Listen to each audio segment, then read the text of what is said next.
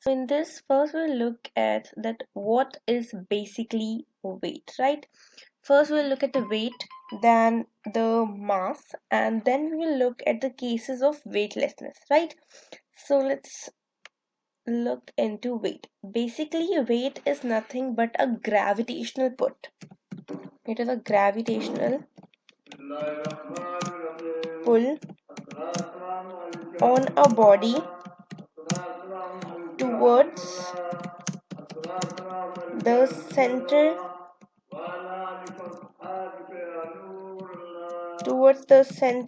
of earth, right? um, okay, so what is weight? Weight is nothing but a gravitational pull on a body towards the center of earth, right?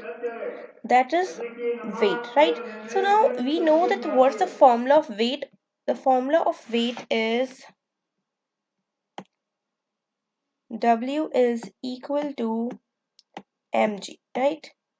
So basically weight is a variable. Weight is variable. It varies from place to place. It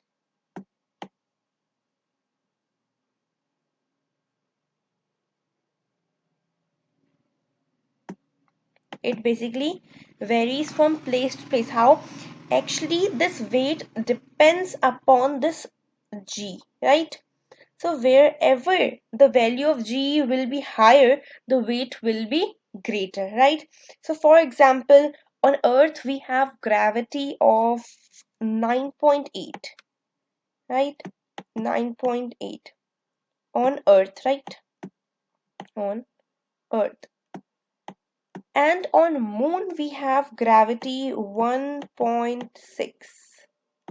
We have gravity of on moon is 1.6. So where the weight will be greater, it's obvious that the weight will be greater in on earth, right? Because the gravity is 9.8, whereas on moon it is 1.6, right? Okay, so basically this weight is measured by spring balance. Weight is measured by spring balance, right? The weight is measured by spring balance, right? And basically it depends, as I said, it depends upon on gravity, right? And the weight varies from place to place, which is not constant. So basically our weight can be positive, weight can be negative, or 0 2, right? But when we talk about mass, right, when you talk about basically about mass, now what is mass? Mass is basically the quantity of matter. How much quantity of matter is in the body, that is basically mass, right? Let me write over here, quantity of matter is basically mass, and it is independent. It independent, it does not depend on anything, and it is constant all over the world. Like for example, your mass on earth is 50 kilogram, right? So it will be 50 kilogram on the moon, 50 kilogram on the Jupiter, 50 kilogram like in the whole world. But if we talk about weight, if I say your weight is 50 newton on earth, so it will vary from place to place, obviously, because the gravity varies, right? On earth the gravity is 9.8. So for example your weight is 50.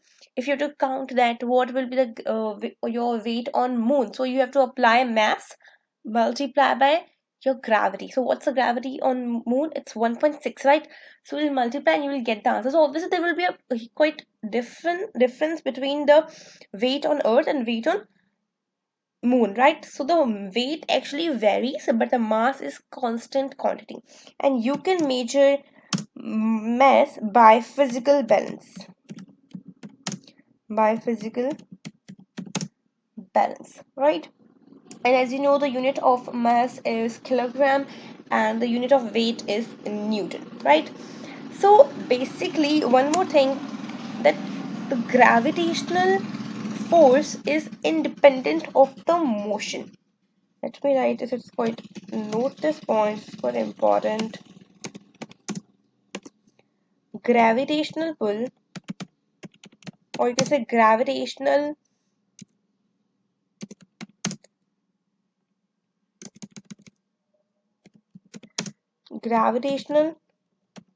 force is independent of state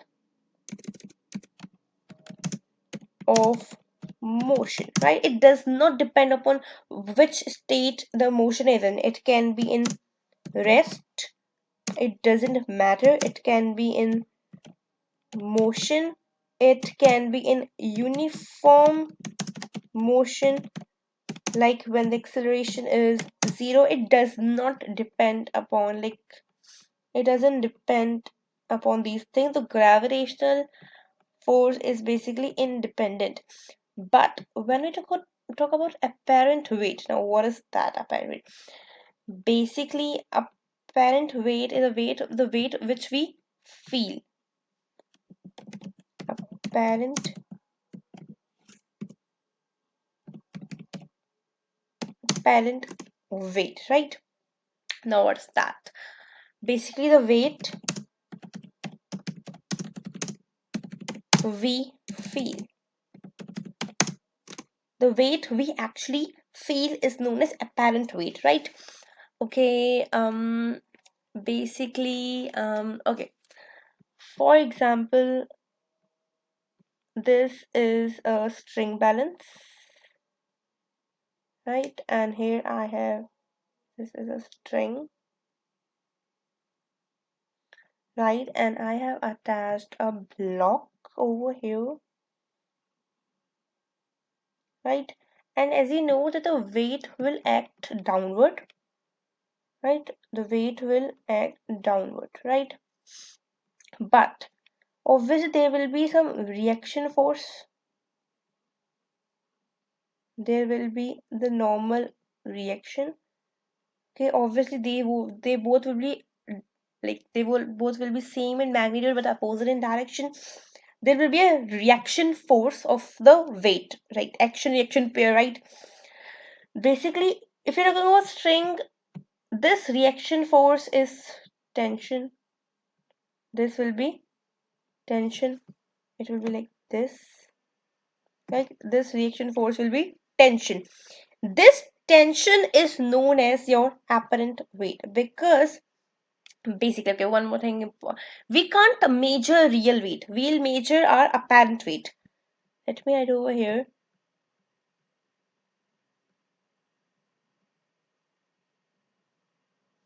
We can't measure real weight. We can't measure real weight. We basically measure our apparent weight. Because as you can see over here, what this balance is not measuring this weight. It's not measuring its weight, it's measuring what the reaction force, and reaction force is what in string is tension. Basically, this tension is known as apparent weight. This is known as apparent. Wait, where? The tension is known as apparent weight, right? So, what is apparent? The weight we feel, what we feel, the tension we feel, right? So, where we were, that this apparent weight is basically independent. Okay, this is dependent.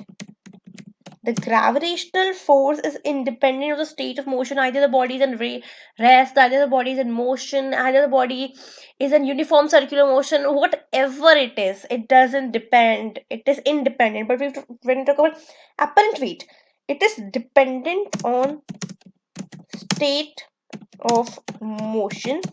Either it is in rest, either the acceleration is zero, whatever, but it actually depends. It will be changed. For example, if you are moving with a if you're moving with uniform acceleration, there isn't any change in acceleration. For example, the acceleration is zero, the apparent will rate will be changed.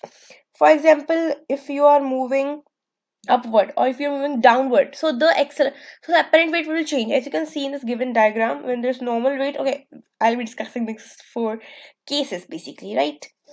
So I hope this is clear to you, right?